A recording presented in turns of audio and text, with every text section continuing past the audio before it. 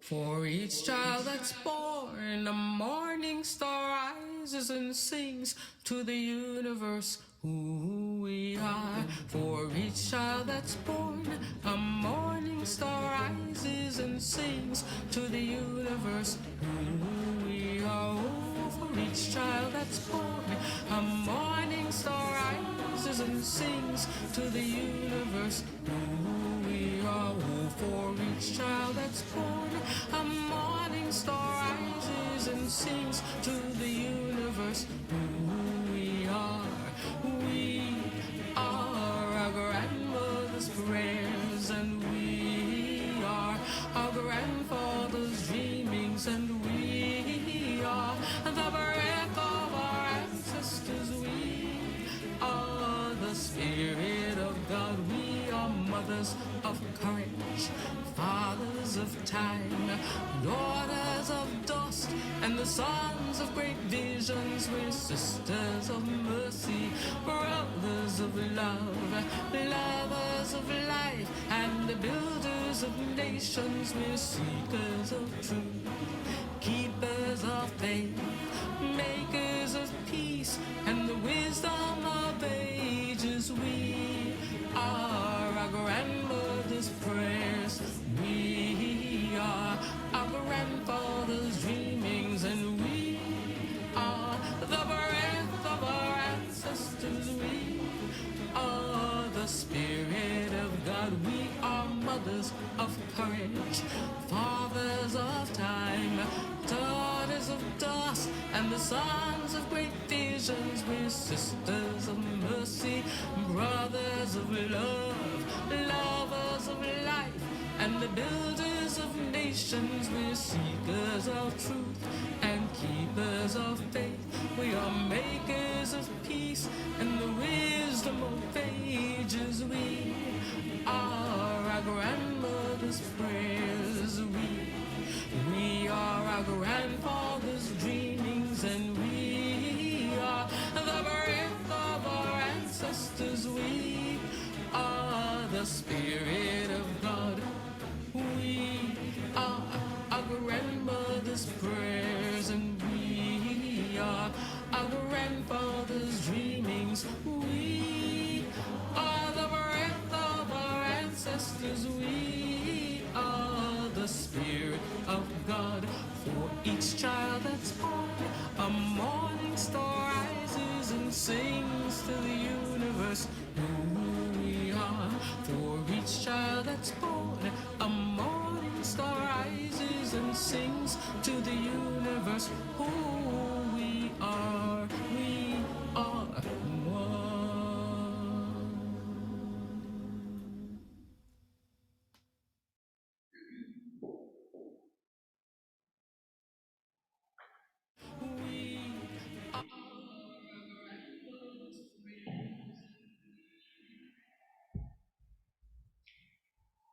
What is it that calls you here, that calls you onward, that calls you inward, that leads you homeward? What is it that gives you the power to make that change, to ask that question, to take that journey? What is it that says you have done well, that asks you to more, that brings you to stillness, that holds you up in hard times? It is relationship, the beating heart of our faith. It begins when we share this hour, our truths, this air, this scream, our hearts. Come, let us worship together. I now invite Jim Hamilton, our worship associate, to light our chalice. And you can remain seated, but your part is in the bold, so you might join in. We now have orders of service. That's unlike last year, so.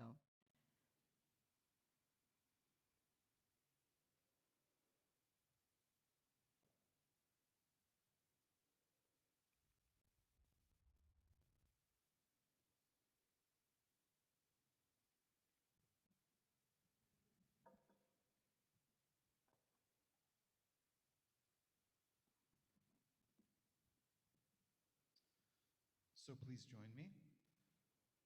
Yours is the bowl. Let this flame be to us a symbol of the wholeness we seek. Its brightness dispelling gloom, lighting a path to faith and hope. Its glow reminding us of the sacred bonds that link us to all living things. Its radiance calling us to cast the light of freedom, justice, peace upon all the world. Well, good morning, whoever you are, wherever you are in your spiritual journey. For this 1 hour, you're part of this congregation and you are welcome. And it's wonderful to start seeing more and more people back in church. It's wonderful to have folks on the remote screen as well. We are hybrid at the moment, and we're all dealing with that and learning about it. And so be gentle with your worship associates and your minister. Every week we learn something new that we screwed up on. So it's still unfolding. This is a work in progress, but welcome. As we begin our worship today, I lit the candles here in the front, and I've always called them for a long time the Nancy Delano candles, because Nancy, this is my 18th year with y'all, and Nancy has always polished the candlesticks. And I said to John Russo yesterday, don't forget to change the Nancy Delano candles. They were down to about this big, and he put the new candles in. And as I lit them, I thought of her daughter, Barbara. I don't know how many of you knew Nancy's family, but Barbara passed away last night. Julie and I had been in touch. Barbara had been in hospice for a couple of weeks with a metastasized cancer. So hold the Delano family in your thoughts today as we look at these beautiful Nancy Delano candles. So if there are any announcements, this is the time for that. If I know there are some folks who want to make announcements, we're really starting to get back into our old routine. It feels so good. So I would just say queue up over there and use the microphone that's down below here. And you can take your mask off if you want when you make the announcement so we can understand what you're saying.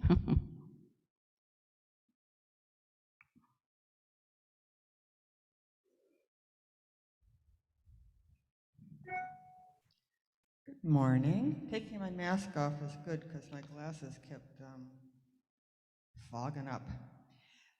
Next week, I'm Cindy Ladd-Fiorini, and I have an environmental announcement first, that next week we're having a service. There is no Planet B that Catherine is leading. It's going to be followed by a table during coffee hour of things to get us motivated to use less plastic. There are going to be alternatives to plastic use on the table and where to get them. And then we're going to have a month-long campaign of, again, using less plastic. And we'll have a nifty little chart for people to use to motivate them. And we will have a couple of raffles at the end for people who have signed up. So you can either sign up for the 30-day challenge after church next Sunday or by contacting me, again, Cindy Ladd-Fiorini, via email, text, or phone, or talk to me in coffee hour today. And my second announcement is about the Afghani refugees, and one of the initiatives that I'm doing with a friend. Here, we're moving in now to First Parish Church. It's a knitting project. We're going to be knitting blankets to welcome Afghani families to our area, some hopefully here to Duxbury. And if you're interested in helping with that, we're going to be knitting just strips and putting them together, so it's not for asking anybody to make a whole blanket. We will be meeting today after church at 11:30 in the Harvey Assembly Hall, so if you want more information, you can come and talk to me then. And there'll be more information coming in the bell ringer and the Thursday distros and stuff. And next week, I think we'll have some really exciting news about an Afghan family coming to Duxbury. So stay tuned, right? Hi, I'm Jim Hamilton. I'm the governing board president, and a couple of quick announcements. So today after church is the meet with the board members. We've been trying to do that on a once-a-month basis. This is actually the first of this church year. Pat Slechta and I were, actually, is Pat here?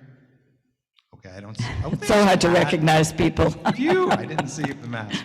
So we're going to split between the outdoor group and the Zoom group, and you'll have a chance to ask us any questions that you might like. We'll do that immediately after the service. And then right after that, there is a couple of things going on with the Envisioning the Meeting House in the 21st Century initiative that we're doing. You see your bright yellow handout there. We're looking for your input on the 5 questions that are on that form. And there are a lot of ways that you can submit that information. You can do it by email, you can go to a Google Docs, or you can come to an after-church session that will take place right over here about 15 minutes after the church service. So I'll be there and gather anybody who wants to do those 5 questions in person. And I really recommend it because when you are sitting in the sanctuary rather than at home, on your computer typing out your answers, it's really a very different kind of experience. And I think when you're in here answering those questions, thinking about the grandeur and beauty of this space, it's an important thing. And I would also like to thank Julia Connor for doing one of the testimonials today. We had one last week from Elaine, we'll have 2 more, and these are people who are responding to the 5 questions from their heart and their personal perspective. So really looking forward to that, and I guess that's really it, but join me after church over here if you'd like to do that exercise in person. And the first Sunday of November, our consultant will be with us all weekend as we push forward this initiative for envisioning the sanctuary for the 21st century. So I had one other thought here. I know it's not possible for the Zoom people to make it to that corner of the sanctuary today, but our intent is to run a Zoom-only version of the 5 questions after church next Sunday. So we don't want to miss anybody who has a chance to provide feedback. It's just doing a hybrid version of the 5 questions things is really hard. So we'll do a Zoom-only version of that next Sunday after church. Sounds good. Yep. And speaking of the initiative Envisioning Our Sanctuary for the 21st Century, I now invite Julia to come forward and offer her testimonial and her thoughts.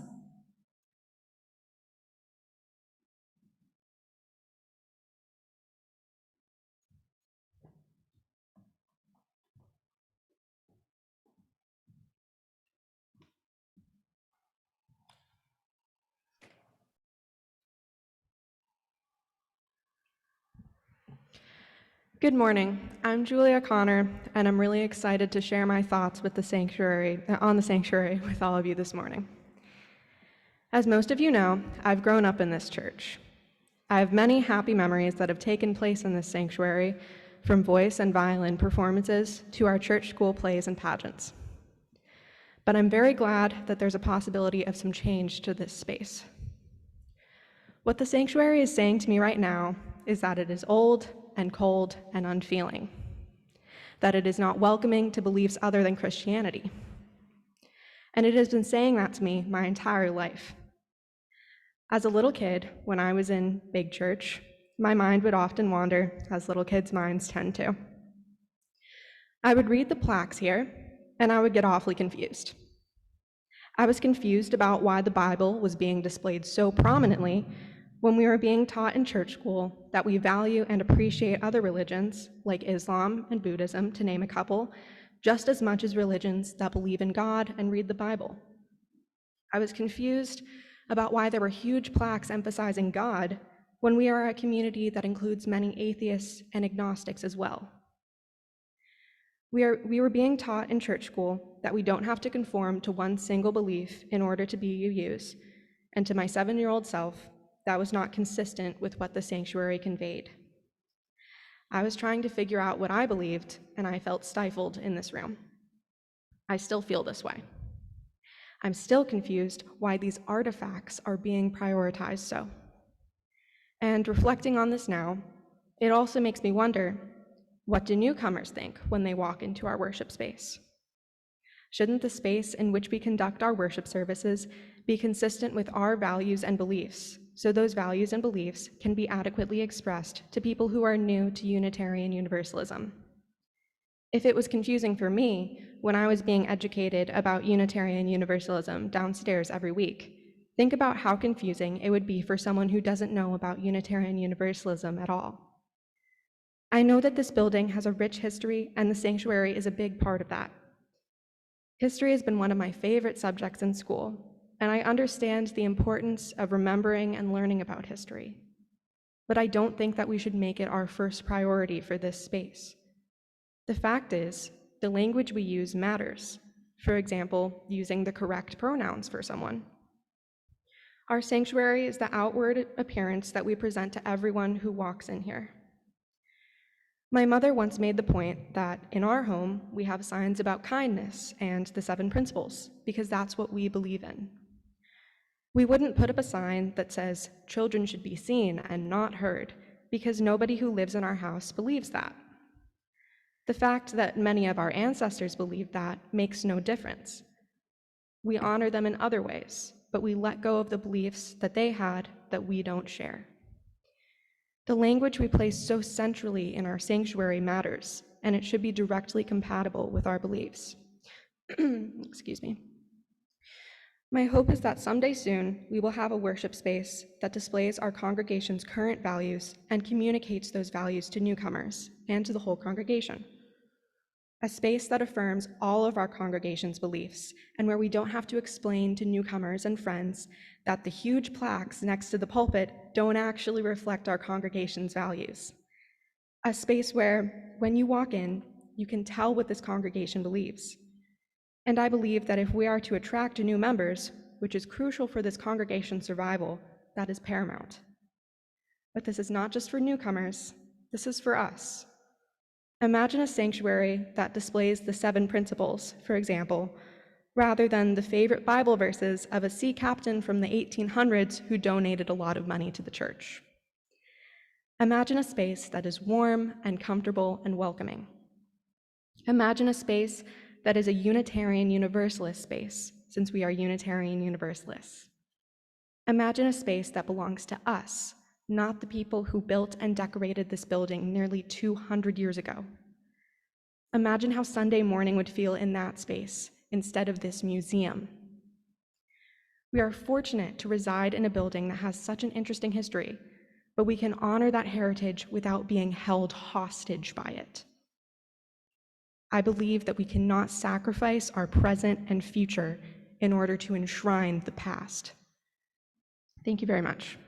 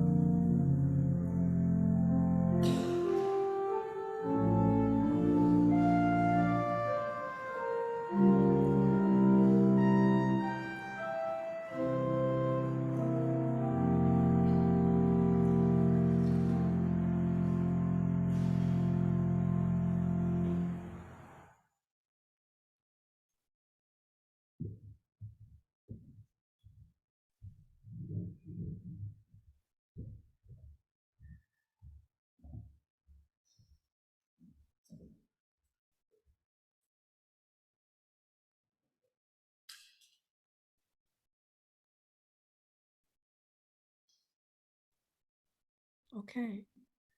Good. Am I supposed to? I have a poem by Max Kutz and I hope this is the time I'm supposed to be reading it. It's called A Harvest of People. Let's give thanks for a bounty of people, for generous friends with smiles as bright as their blossoms, for feisty friends as tart as apples, for continuous friends who, like scallions and cucumbers, keep reminding us that we have had them, for crotchety friends as sour as rhubarb and as indestructible, for handsome friends who are gorgeous as eggplants and elegant as a row of corn, and others as plain as potatoes and as good for you. For friends as unpretentious as cabbages, as subtle as summer squash, as persistent as parsley, as endless as zucchini, and who, like parsnips, can be counted on to see you through the winter. For old friends, nodding like sunflowers in the evening time. For young friends who wind around like tendrils and hold us. We give thanks for friends now gone, like gardens past that have been harvested, but who fed us in their times that we might live. Max Coots. Beautiful.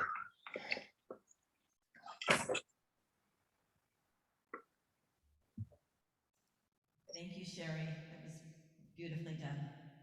We now come to the time in our Sunday morning together for not sharing, but lighting a candle in silence for the joy or sorrow that's in your heart or on your mind.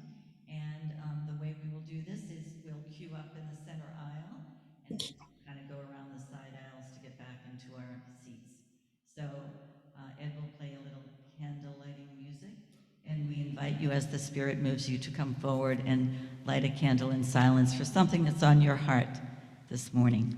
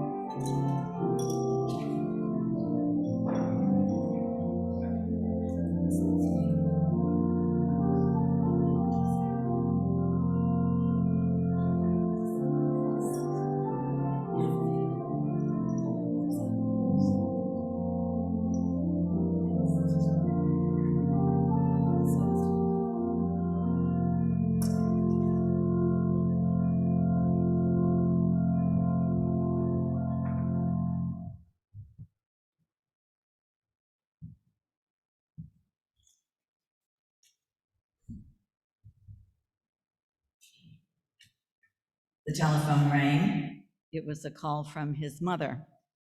He answered it, and his mother told him, Mr. Belzer died last night. The funeral is Wednesday. Memories flashed through his mind like an old newsreel as he sat quietly remembering his childhood days. Jack, did you hear me? Oh, sorry, Mom. Yes, I heard you. It's been so long since I thought of him. I'm sorry, but I honestly thought he had died years ago. Well, Jack, he didn't forget you. Every time I saw him, he would ask me how you were doing. He'd reminisce about all the days that you spent over his side of the fence, as he put it. I just loved that old house that he lived in, Jack said. You know, Jack, after your father died, Mr. Belzer stepped in to make sure that you had a man's influence in your life. Yeah, he's the one who taught me carpentry, Jack said. I wouldn't be in this business if it weren't for him. He spent a lot of time teaching me things he thought were important. Mom, I'll be there at the funeral, Jack said. As busy as he was, Jack kept his word. He caught the next flight back to his hometown. Mr. Belzer's funeral was small and uneventful. He had no children of his own, and most of his relatives had passed away. The night before he had to return home, Jack and his mom stopped by to see the old house next door one more time. Standing at the doorway, Jack paused for a moment. It was like crossing into another dimension, a leap through space and time. The house was exactly as he remembered it. Every step held memories, every picture, every piece of furniture. Jack suddenly stopped. What's wrong, Jack? His mother asked. The box is gone, he said. What box? There was this small gold box that he kept locked on his desk. I must have asked him 1,000 times what was inside, and all he'd ever say was, the thing that's inside is what I value most, Jack. But the box was gone. Everything about the house was exactly as Jack remembered it, except for the box. He figured someone from the family had taken it. Now I'll never know what was so valuable to him, Jack said. I better get some sleep. I have an early morning flight. It had been about 2 weeks since Mr. Belzer died. Returning home from work one day, Jack discovered a note in his mailbox that said, signature required, on a package. No one was home. Please stop by the post office. And early the next day, Jack did just that. He went to the post office and he retrieved the package. The small box was old and looked like it had been mailed 100 years ago, and the handwriting was difficult to read. But the return address caught his attention. Mr. Harold Belzer, it read. Jack took the box out to his car and ripped open the package, and there inside was the gold box and an envelope. Jack's hands shook as he read the note inside. It said this: upon my death, please forward this box and its contents to Jack Bennett. It's the thing I valued most in my life. A small key was taped to the letter, and with his heart racing and tears filling his eyes, Jack carefully unlocked the box, and there he found inside a beautiful gold pocket watch. Running his fingers slowly over the finely etched casing, he unlatched the cover, and inside he found these words engraved on the watch: Jack, thanks for your time. Mr. Belzer. The thing he valued the most was my time, Jack said to himself. He held the watch for a few minutes, and then he called his office and he cleared his appointments for the next few days. "Why?" asked his assistant. And Jack told her, "I need some time to spend with the people I love and say that I care for them and I love them. And oh, by the way, Janet, thanks for your time." My spiritual friends, I love this little story. Our all-church theme for this month is cultivating relationships, and relationships are so important in our lives. We're learning this over and over again in the course of the pandemic, aren't we? Remember those first few weeks when we were all quarantined and families were kind of stuck with each other? I've heard over and over again from folks that this unexpected gift of spending time with the people they love, people in their households, this gift of parents and kids being together 24 hours, 7 days a week, might have been a little tough at times, but in so many ways, it was a reset for our relationships. And then there were those of us who lived alone, and we realized how important relationships were in our lives. We had to settle for connecting with family and friends by phone or email or FaceTime or our new best friend, Zoom. But we realized that any way to spend time with the people we love was worth it and deeply appreciated. There's an old Celtic expression that says this: "It is in the shelter of one another that people live." It is in the shelter of one another that people live. And during the course of the pandemic, we are learning new ways to be in the shelter of one another here at First Parish. Our pastoral care team and our Caring Connection teams have been working overtime to make sure that everyone feels connected to First Parish, our beloved church community. Our hybrid worship on Sunday mornings is a good example of how we will do just about anything to stay connected, including hiking a TV set up on some pews at the front of the church. My spiritual friends, we Unitarian Universalists, we are an independent lot. Our first principle, after all, says that we affirm the inherent dignity and worth of each and every person.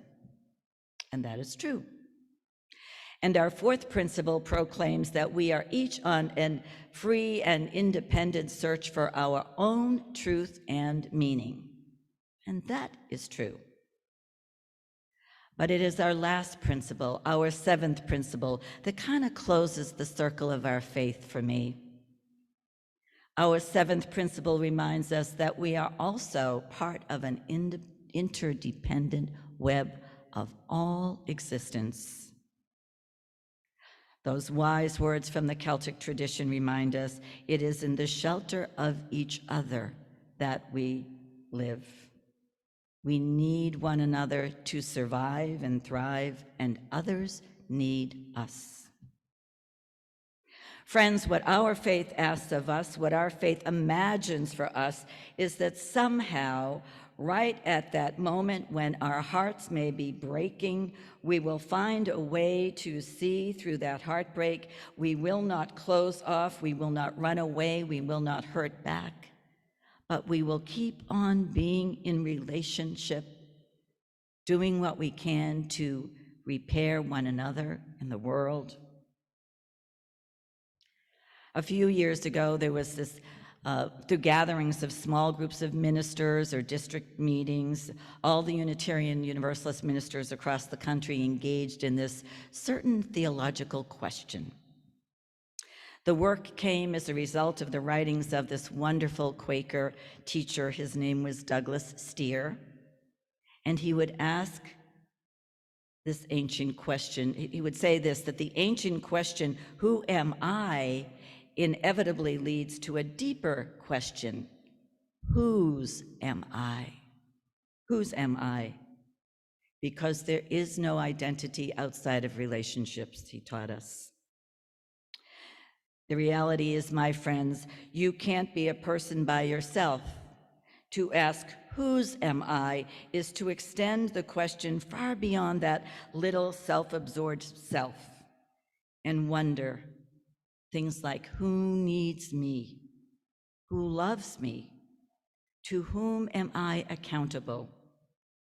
Whose life is altered by my choices? Whose lives are bound up with mine in inextricable, invisible even ways?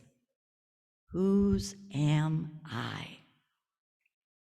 So that year that the ministers all around the country were engaging in this question, whose am I? We did that in our local ministers chapter. And I thought about that exercise the other day. We literally asked ourselves that question. We had a meeting, we sat in pairs, and for 15 minutes, one of us would ask the other again and again, whose are you? And I remember sitting with a colleague, and he would ask me that question over and over again, and these are the answers that I seem to recall that I gave. Whose are you? I'm a child of the universe. Whose are you? I belong to my family. Whose are you? I belong to friends whom I loved, and I named some of my friends. Whose are you? I belong to the memory of my mother and my father and my brother Jim, and the memory of my grandmother and the memory of my husband. Whose are you? I belong heart and soul to the congregation that I serve. Whose are you? I belong to the spiritual traditions that have nourished me, my Catholic childhood, my Unitarian Universalist faith, my Buddhist teacher, Thich Nhat Hanh, and our Sangha. Whose are you? I belong to the people in the world who are suffering, the poor, the hungry, those who know or have known injustice, those who are in despair. Whose are you? I belong to the landscape I grew up in as a kid. I was always in the woods. I belong to the beach, the beautiful Duxbury Beach I try to walk on every day. I belong to the wide expanse of the ocean I have sailed on in tiny little boats.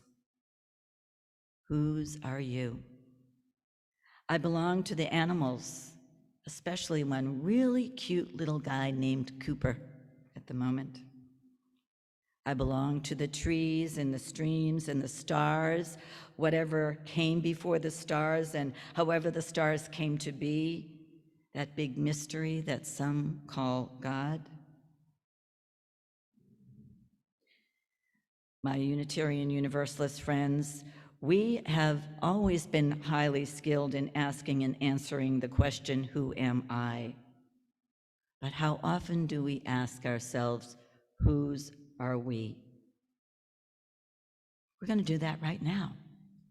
We're going to take just a few moments, and I invite you to get into a place of stillness, and I'm going to ask that question maybe a dozen times, and see what comes up for you.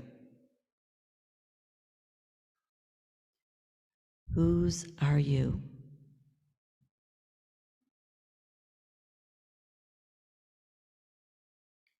Whose are you?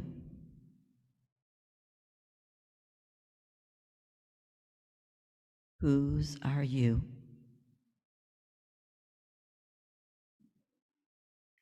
Whose are you?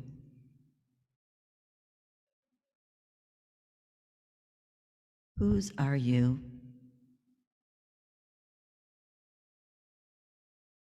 Whose are you?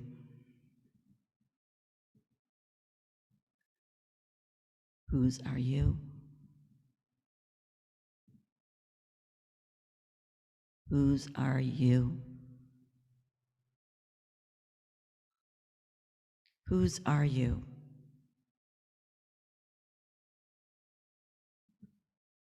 Whose are you?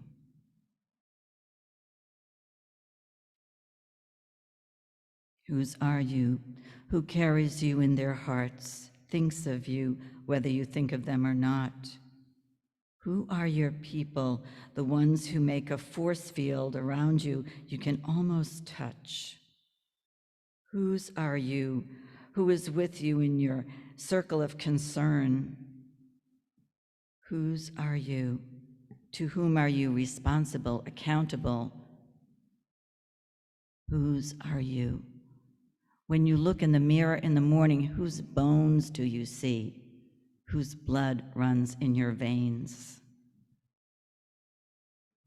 Whose are you? When you walk out of your house into the sunlight in the day, to whom in this wide world do you belong? Whose are you? Where is your allegiance? By whom or what are you called? Whose are you? At the end of the day, through the longest night, in the valley of the shadow of death and despair, who holds your going out and your coming in, your waking and your sleeping? Who, what holds you in the hollow of its hands? Whose are you? My spiritual friends, the answers to these questions will tell you what is primary in your life. The answers will tell you will identify those life-giving, life-altering relationships. The relationships where the invitation is this morning to give them more time and attention, to cultivate them, knowing that your very life really depends upon them. My friends, our society teaches us too often to say, "What do I want?" But our religion, Unitarian Universalism, invites us to ask, whose am I? One says we find fulfillment in success, and the other question says we find fulfillment in belonging. My friends, which question will you allow to lead you? Amen. So before we have our postlude, I want to remind us that we have coffee hour out front on the lawn, and that we're going to incorporate an offering somewhere. We haven't quite figured it out for the moment. Our ushers will have the collection baskets at both doors, and I guess that's all I have to say. Enjoy until we meet again. May you be blessed. Now go be a blessing to the world. Enjoy this wonderful day, and coffee hour's out front.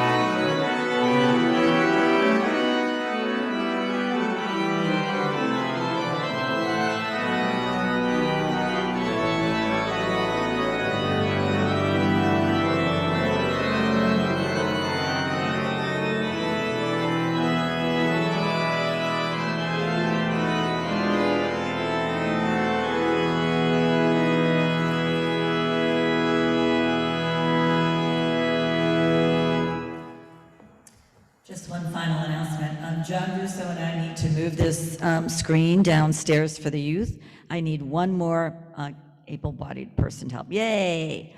Are you sure? I thought you had to leave early, Lynn. We'll do it right now.